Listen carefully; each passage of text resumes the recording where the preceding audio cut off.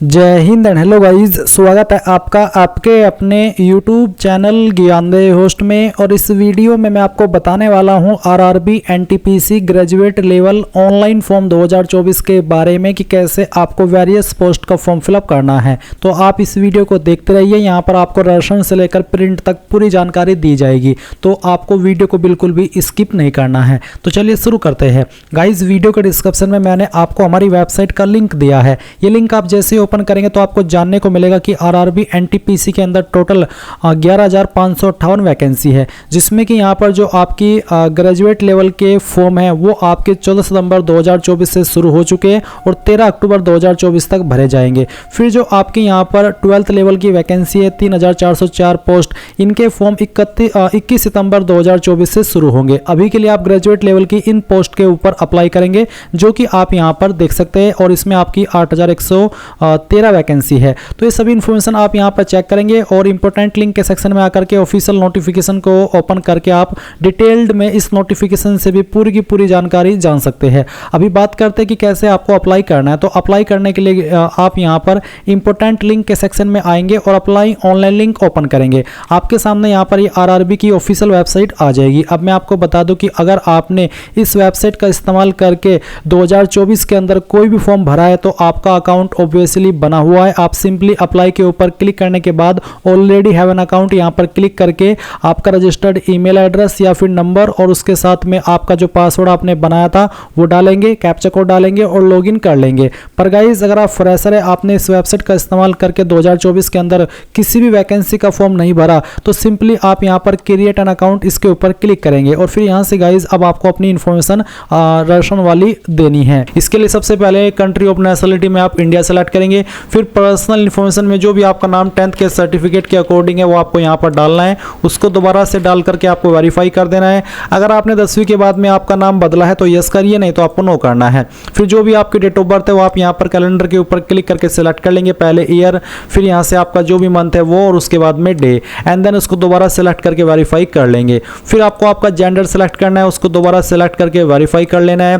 फिर father name डालेंगे, father name को दोबारा डाल करके वेरीफाई कर लेंगे। उसके बाद मदर नेम डालना है, मदर नेम को दोबारा डाल करके वेरीफाई कर देना है।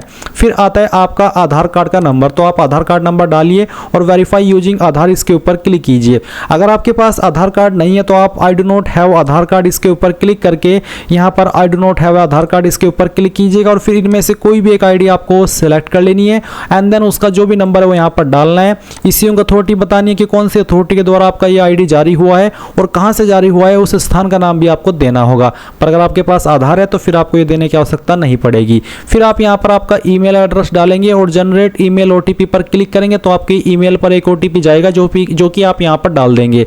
फिर नंबर डालेंगे सेम वे में और मोबाइल वाला जो ओटीपी है वो जनरेट करेंगे और उसको यहाँ पर डाल देंगे एंड देन आप यहाँ पर एक पासवर्ड बनाएंगे। पासवर्ड के अंदर आपके इंग्लिश का कैपिटल लेटर, स्मॉल लेटर, साथ ही साथ कोई एक स्पेशल कैरेक्टर भी होना चाहिए। तो कुछ इस तरह का पासवर्ड बना लेंगे और फिर उसको दोबारा डाल करके वेरीफाई कर देंगे एंड देन एक कैप्चा कोड डाल करके preview and create an account के ऊपर क्लिक करेंगे। इसके बाद आपने जो भी इन्फॉर्मेशन आपने भरी राशन के समय वो आएगी और आप जब आपको लगे कि यहाँ सभी जानकारी सही है तो आप उसको सबमिट कर देंगे। क्योंकि मेरा अकाउंट पहले से बना हुआ है इसलिए मैं यहाँ पर होम के ऊपर आकर के ऑलरेडी हैव एन अकाउंट के ऊपर क्लिक करके अपना रजिस्टर्ड नंबर और पासवर्ड यहाँ पर डालता हूँ और फिर कैप्चा कोड डालने के बाद में लॉगिन के ऊपर क्लिक करता हूँ और आपको भी ऐसा ही करना है। लॉगिन करने के बाद में गाइज आपके सामने यहाँ पर कुछ ऐसा इंटरफेस आएगा। अभी आपको क्या करना है, आपको ऑनलाइन एप्लीकेशन के सेक्शन के ऊपर क्लिक करना है और यहाँ पर आपको फर्स्ट नंबर पर CN05/2024 देखने को मिलेगा। Technical popular categories, basically graduate level की वैकेंसी है। अभी आपको यहाँ पर आपका आरआरबी सेलेक्ट करना है जिसमें कि आपको अप्लाई करना है। आप सिर्फ एक ही आरआरबी में अप्लाई कर सकते हैं, एक से ज़्यादा अगर आप आरआरबी में अप्लाई करेंगे तो फिर आपका फॉर्म रिजेक्ट हो जाएगा। तो इसलिए एक में ही अप्लाई कीजिएगा। आप यहाँ पर आपका आरआरबी सेलेक्ट कर लें, उसके बाद में यहाँ पर टिक करें और फिर नेक्स्ट के ऊपर क्लिक कर दे। अभी यहाँ पर जैसे कि मैंने इस वेबसाइट का इस्तेमाल करके पहले भी फॉर्म भरा है तो मेरी वहीं से इन्फॉर्मेशन फैच कर ली है। अगर आप फर्स्ट टाइम भर रहे हैं तो फिर आपको यहाँ पर आपकी इन्फॉर्मेशन शुरू से भरनी होगी।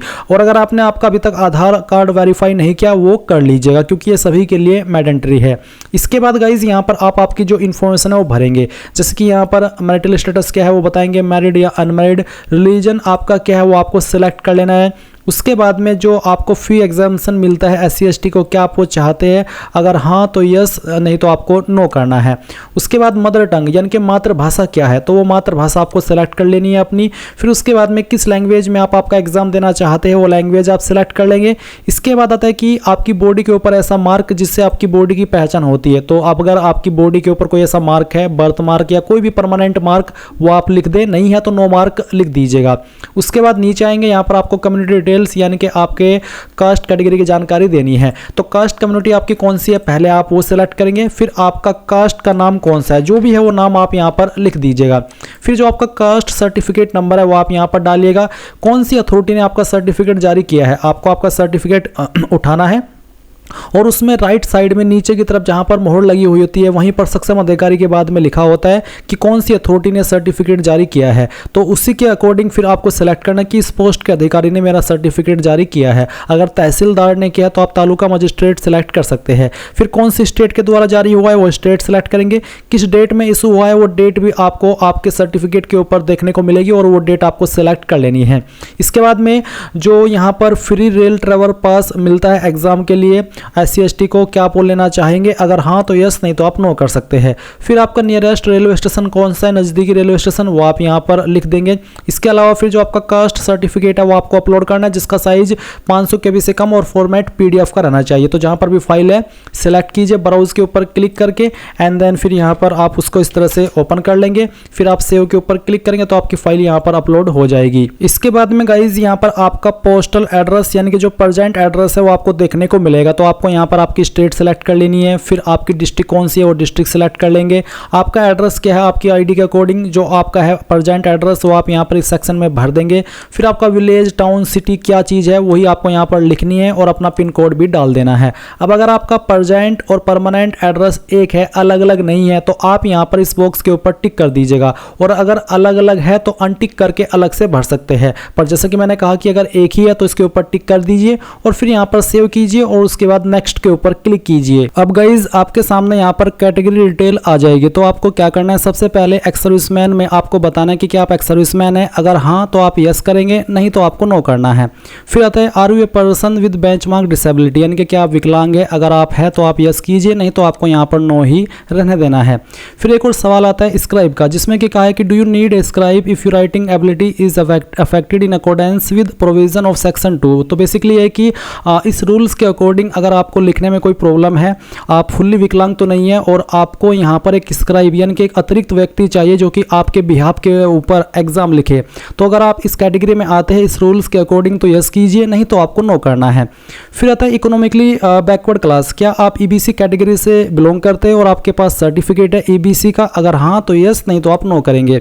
फिर आता है details of serving railway applicant, क्या आप एक इंडियन रेलवे के सर्विंग एप्लीकेंट है जो कि ऑलरेडी रेलवे के अंदर काम करते हैं। अगर हाँ तो यस, नहीं तो आप नो कर देंगे।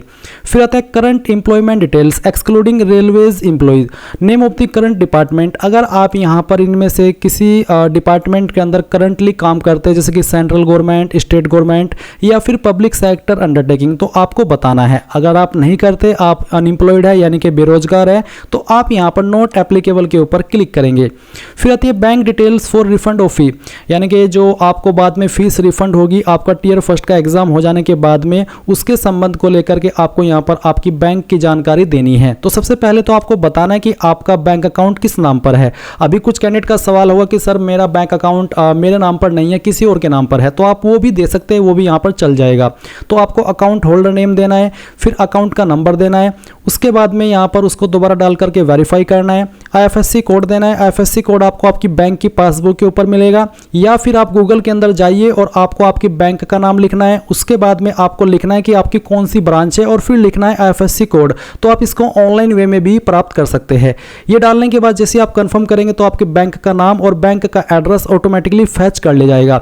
इसके बाद गाइज ये सभी इंफॉर्मेशन चेक करने के बाद आप सेव करेंगे और फिर यहाँ पर आप नेक्स्ट के ऊपर क्लिक करेंगे। अब यहाँ पर आपके सामने क्वालिफिकेशन की जानकारी आ चुकी है, तो मैंने यहाँ पर पर पहले से अपनी इन्फॉर्मेशन भर रखी है 10th वाली, जो कि आप देख सकते हैं। तो आप शुरू से भरेंगे, इसलिए आप यहाँ पर 10th सेलेक्ट करेंगे क्वालिफिकेशन के सेक्शन में। उसके बाद में आपको स्टेट बताने की कहाँ से आपने आपकी 10वीं की है, रोल नंबर बताना होगा, डिस्ट्रिक्ट बतानी होगी, आपके बोर्ड का नाम आपको देना होगा, डेट ऑफ रिजल्ट या फिर डेट ऑफ डिक्लेरेशन रिजल्ट वो आपको बतानी होगी और उसको सेव कर देना है। उसके बाद आप यहाँ पर क्वालिफिकेशन के सेक्शन में बैचलर डिग्री सेलेक्ट कर लेंगे, क्योंकि इसमें जितनी भी पोस्ट निकाली है ग्रेजुएट लेवल पर, उसमें सभी पर अगर आप ग्रेजुएट है आप अप्लाई कर सकते हैं।